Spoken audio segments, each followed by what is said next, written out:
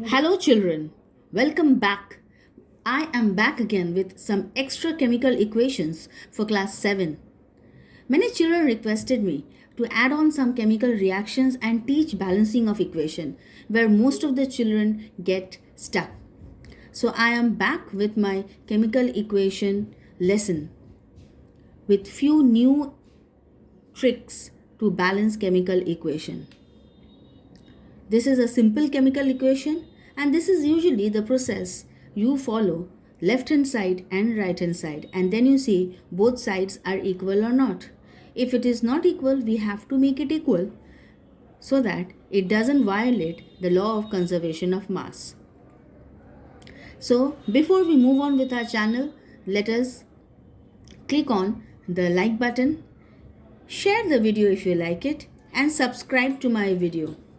And please do comment on the requirements that you feel you need to share with me, or any suggestions that you want to give, or any other questions that you have, so that I can come up with other videos solving those problems. Any chemistry related doubts you can write down. You can get my email ID in the description box where you can write me and you can share your problems with me. Any chemistry related doubts will be solved. Special classes are also given if required. So let us move on without wasting any further time. Balancing chemical equation, these are the practice problems. Try to balance these 10 equations. I am going to give you 10 equations and I am going to show you the way to balance them on your own. Then check the answers which are provided already below there. They range in difficulty levels, so don't get discouraged if some of them seem too hard. Just remember to start with the element that shows up the least and proceed from there. The best way to approach these problems is slowly and systematically. Looking at everything at once can easily get overwhelming. Good luck. Let's start. First simple equation, CO2 plus H2O gives C6H12O6 plus O2. The first step is to focus on elements that only appear once on each side of equation. Here, both carbon and hydrogen fit this requirement. So we will start with carbon. There is only one atom of carbon on the left hand side but 6 on the right hand side. So we add a coefficient of 6 on the carbon containing molecule on the left. Next, let's look at hydrogen. There are 2 hydrogen atoms on the left hand side and 12 on the right hand side. So we will add a coefficient of 6 on the hydrogen containing molecule on the left. 6 CO2 plus 6 H2O. Now we get it as 6 C6H12O6 plus O2. Now it's time to check the oxygen. There are a total of 18 oxygen molecules on the left. So 6 into 2 plus 6 into 1. So it is 18. On the right, there are 8 oxygen molecules. Now we have 2 options to even out the right hand side. We can either multiply C6H12O6 or O2 by a coefficient. However, if we change C6H12O6, the coefficients of everything else on the left hand side will also have to change, because we will be changing the number of carbon and hydrogen atoms. To prevent this, it usually helps to only change the molecule containing the fewest elements, in this case the oxygen. So we can add a coefficient of 6 to the O2 on the right. Our final answer will be 6 CO2 plus 6 H2O gives C6H12O6 plus 6 O2. So this is the final answer. Next, silicon chloride, this is SiCl4 plus H2O giving H4SiO4 plus HCl. Here, the only element that occurs more than once in the same side of the equation here is hydrogen. So we can start with any other element. Let's start by looking at silicon. Notice that there is only one atom of silicon on either side. So we do not need to add any coefficient yet. Next, let's look at chlorine. There are 4 chlorine atoms on the left hand side and only 1 on the right. So we will add a coefficient of 4 on the right. So it is coming up to SiCl4 plus H2O gives H4SiO4 plus 4HCl. Please excuse the capital letters of Cl. L should be small letter and I of silicon should be small letter. Next, let's Look at oxygen. Remember that we first want to analyze all the elements that only occurs once on one side of the equation. There is only one oxygen atom on the left, but four on the right. So we will add a coefficient of 4 on the left hand side of equation. SiCl4 plus 4H2O gives H4SiO4 plus 4HCl. We are almost done. Now we just have to check the number of hydrogen atoms on each side. The left has 8 and the right also has 8. So we are done. Our final answer is here. So make sure to double check that the number of atoms of each element balances on each side before continuing. The third one, Al plus HCl gives AlCl3 plus H2. This problem is a bit tricky, so be careful whenever a single atom is alone on either side of the equation. It is easiest to start with that element. So we will start by counting the aluminium atoms on both sides. There is one on left and one on the right, so we do not need to add any coefficients yet. Next, let's look at hydrogen. There is also one on the left but 2 on the right, so we will add a coefficient of 2 on the left.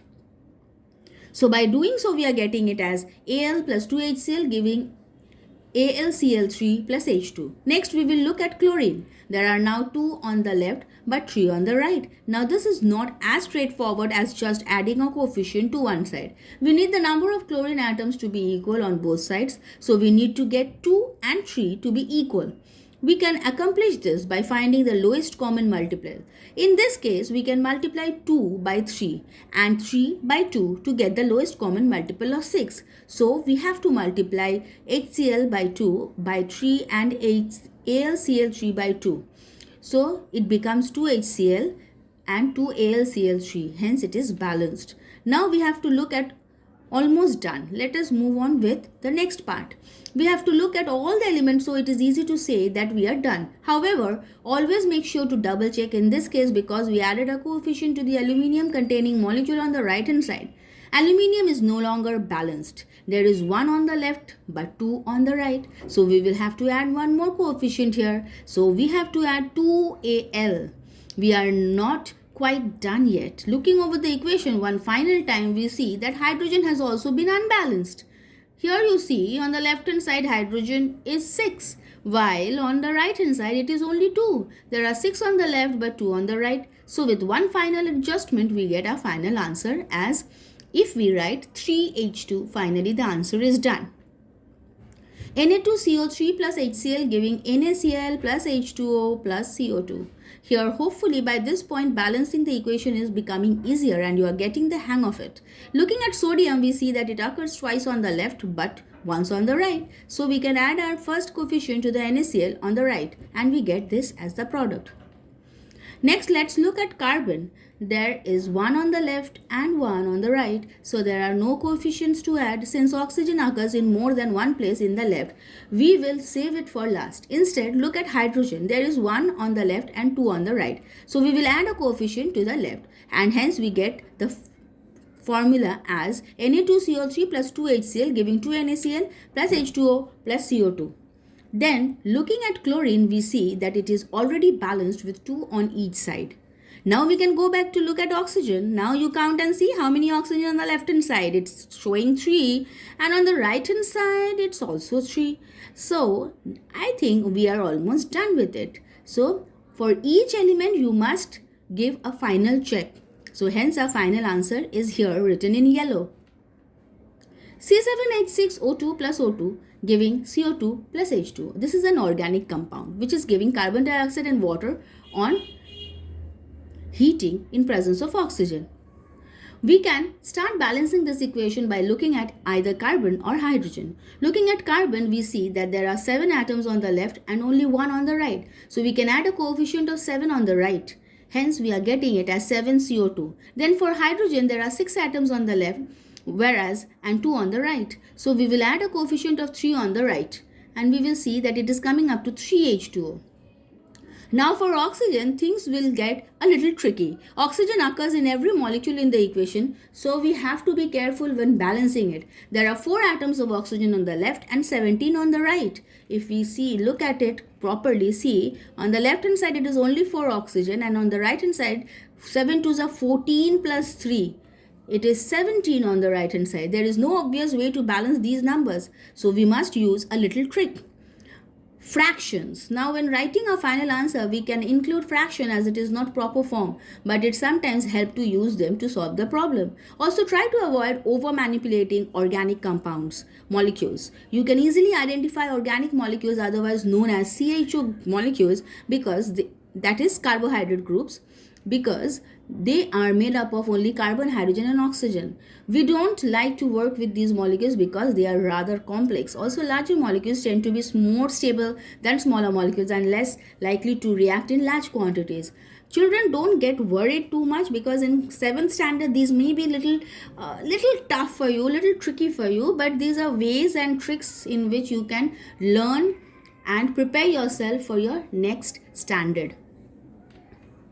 So the balancing of this coming up to 17, so we can multiply oxygen on the left by 7.5, that will give us 7.5 into 2, that is 15. Remember, fractions or decimals are not allowed in formal balanced equation. So we have to multiply everything by 2 to get integer values, and hence if we multiply everything by 2, we are getting the final answer written in blue.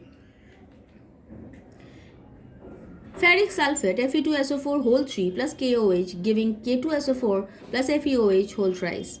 We can start by balancing the iron on both the sides. The left has 2 while the right only has 1. So we will add a coefficient of 2 to the right. So it is Fe2SO4 whole thrice KOH K2SO4 plus 2 FeOH whole thrice. Then we can look at sulfur. There are 3 on the left but only 1 on the right. So we will add a coefficient of 3 to the right hand side. And then we will get it as 3 K2SO4. We are almost done. All that is left is to balance the potassium. There is only 1 atom on the left and 6 on the right. So we can balance these by adding a coefficient of 6. Our final answer then is Fe2SO4 whole 3 plus 6 KOH giving 3 K2SO4 plus 2 FeOH whole thrice, that is ferric hydroxide.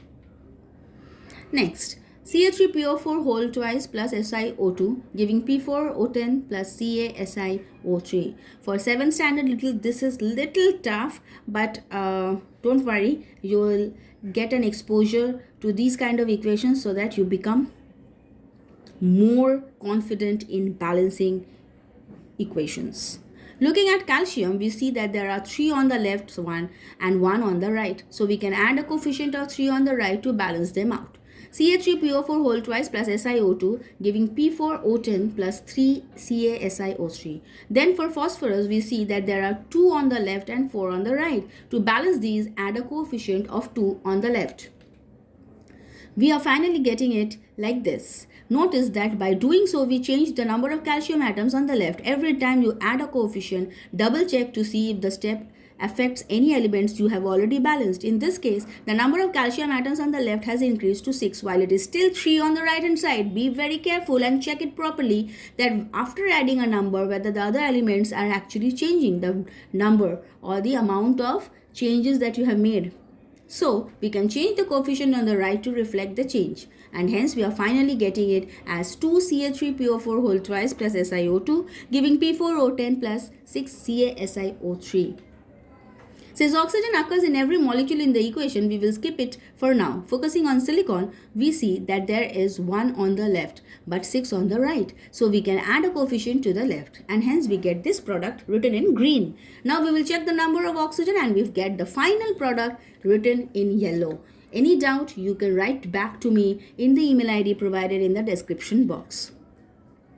KClO3 providing us KClO4 plus KCl. This problem is particularly tricky because every atom except oxygen occurs in every molecule in the equation. So, since oxygen appears the least number of times, we will start there. There are 3 on the left and 4 on the right. To balance these, we find the lowest common multiple, in this case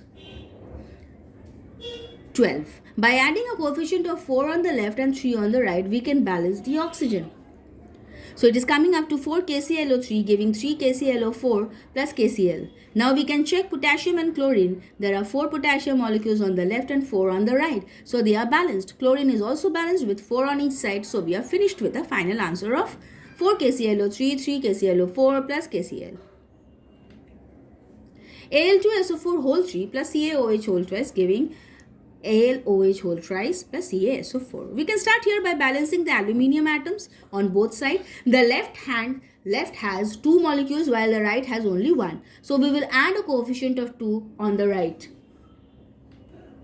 And we get the equation as this, written in green on top. Now we can check sulfur. There are 3 on the left and only 1 on the right. So adding a coefficient of 3 will balance these, and it will give us the equation as Al2SO4 whole 3 plus CaOH whole twice, giving 2AlOH whole 3 plus 3 CaSO4. Moving right along to calcium, there is only 1 on the left but 3 on the right. So we should add a coefficient of 3, Al2SO4 whole twice plus 3 CaOH whole twice, giving 2AlOH whole twice plus 3 CaSO4.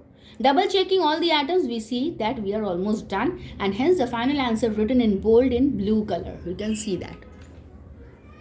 Now the final equation, H2SO4 plus Hi, giving H2S plus I2 plus H2O. Since hydrogen occurs more than once on the left, we will temporarily skip it and move to sulfur. There is 1 atom on the left and 1 on the right. So there is nothing to balance yet. Looking at oxygen, there are 4 on the left and 1 to the right. So we can add a coefficient of 4 to balance them. Then if we add 4, it is becoming like this. Then there is only 1 iodine on the left and 2 on the right. So a simple coefficient has to add over there. And then it will get balanced like this, written in green. Now we can look at the most challenging element, that is hydrogen. On the left there are 4 and on the right there are 10. So we know we have to change the coefficient of either H2SO4 or Hi. We want to change something that will require the least amount of tweaking upwards. So we will change the coefficient of Hi. To get the left hand side to have 10 atoms of hydrogen, we need Hi to have 8 atoms of hydrogen. Since H2SO4 already has 2, so we will change the coefficient from 2 to 8. And we get it as H2SO4 plus 8 Hi, giving H2S plus I2 plus 4 H2O. However, this also changes the balance for iodine. Hence, we have to be very careful. To fix this, we will add a coefficient of 4 on the right hand side, and by checking it, we will balance it again and we get the equation written in yellow. As with most skills, practice makes perfect. When learning how to balance chemical equations, keep working hard and try to do as many problems as you can to help you at your home. Sorry, there was a spelling mistake. And your balancing skill. Do you have any tips or tricks to help you balance chemical equations? Please let us know in the comment section. Thank you so much. Thanks for watching.